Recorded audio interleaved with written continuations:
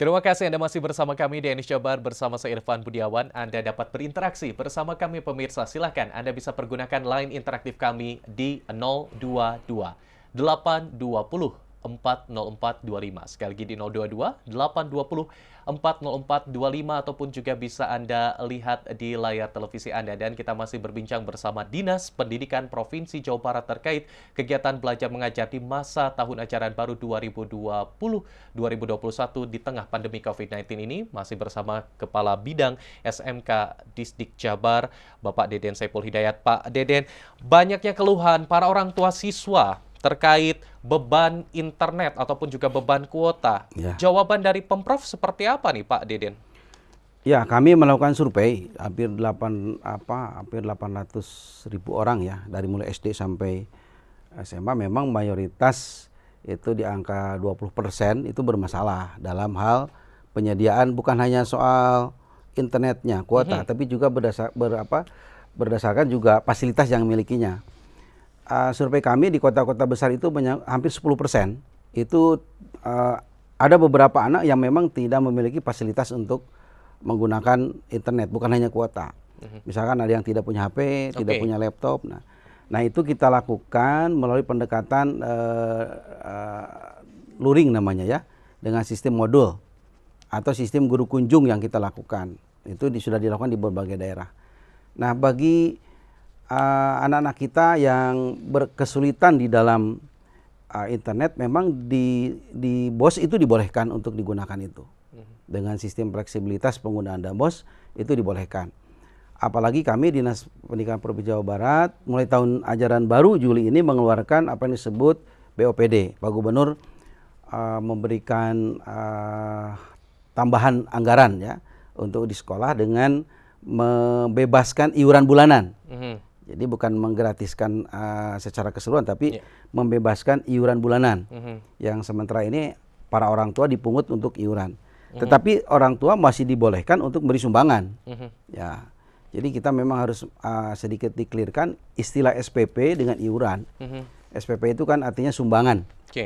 Sumbangan itu tidak terikat waktu dan tidak terikat jumlah. Nah kalau iuran itu ditentukan. Nah, jadi kita ingin luruskan. Kalau sumbangan itu boleh-boleh saja diberikan kepada siapapun yang mau menyumbang.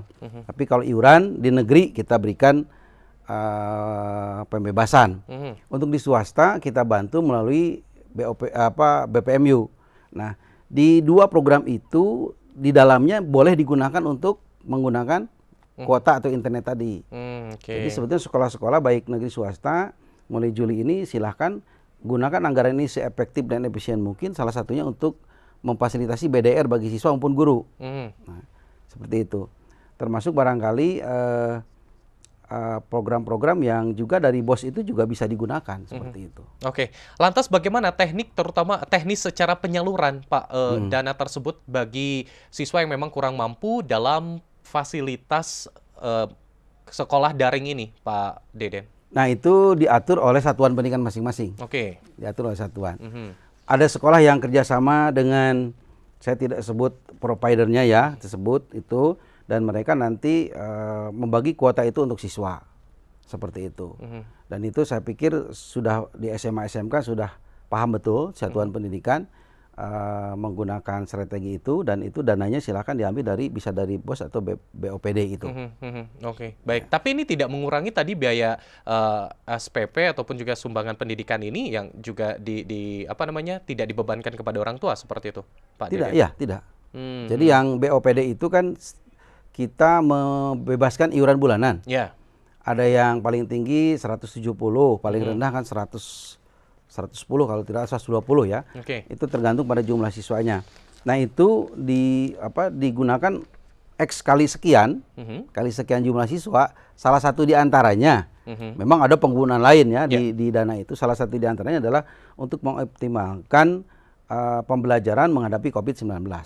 Termasuk di BPMU juga. Jadi anggaran terutama juga ini sudah ditambah untuk pendidikan, terutama juga untuk menambah kegiatan belajar mengajar secara online ini ya, Pak ya? Cuma tidak diatur oleh kita, digunakannya pakai apa dan sebagainya, itu serahkan pada sekolah masing-masing. Oke, jadi realokasi dana yang sempat juga diinstruksikan ini untuk Dinas Pendidikan adanya tambahan seperti itu. Dan juga apakah Pak sudah dipetakan terutama beberapa daerah yang memang dalam tanda kutip ini secara fasilitas, baik itu secara jaringan ataupun juga bahkan SDM Pak di sekolah sendiri, apakah memang seluruhnya sudah siap dengan metode daring ini selama pandemi COVID-19 ini, Pak Deden? Ya, kategorinya barangkali hanya kota besar dan bukan kota besar yang kita buat. Ya, untuk di daerah-daerah terpencil tertentu, ya kita paham itu Jawa Barat ini kan geografisnya tidak seperti daerah lain. Cianjur Selatan, kemudian daerah-daerah Tasik Selatan. Nah itu juga kita bisa menggunakan kolaborasi antara daring dan luring tadi. Jadi bagi daerah tertentu yang memang sangat tidak terjangkau sinyal, maka tadi kita gunakan model luring yang sudah ada di pedoman kita. Itu bisa menggunakan sistem modul ya, atau guru kunjung yang saya katakan tadi gitu. Oke, baik. Tapi prinsipnya memang semua sekolah harus siap dengan daring kalau yang terutama di kota-kota besar lah. Oke, nah ini menarik terkait guru kunjung ini Pak. Ya. Berarti tatap muka tetap dilakukan secara private antara guru dengan murid-murid atau seperti apa teknis di lapangan ya Pak Deden? Ya, ada contoh menarik yang mungkin bisa kita pelajari. Tapi itu SD ya. Di Garut itu ada salah seorang guru yang dapat penghargaan juga. Mereka karena tidak terjangkau internet, maka dia melakukan pemetaan. Di kampung ini ada 5 orang siswa. Maka 5 orang itu dengan social distance, dengan semua protokolnya itu dilakukan, dia keliling ke rumah itu. Jadi hari ini ke sini, hari ini ke sini. Nah, itu bisa dilakukan seperti itu. Itu sudah ada contoh baik menurut saya di beberapa daerah di kita dilakukan. Oke, tetap dengan protokol keamanan Betul, kesehatan. ya. Baik, Pak Deden. Dan yang paling penting itu anaknya didata dulu juga dari data dari kesehatannya, dari dinas kesehatannya seperti apa. Oke, baik. Pak Deden, nanti kita lanjutkan perbincangan kita. Siap. Dan juga pemirsa, kita masih akan berbincang mengenai tahun ajaran baru 2020-2021 di tengah pandemi COVID-19. Tetaplah bersama kami di iNews Jabar.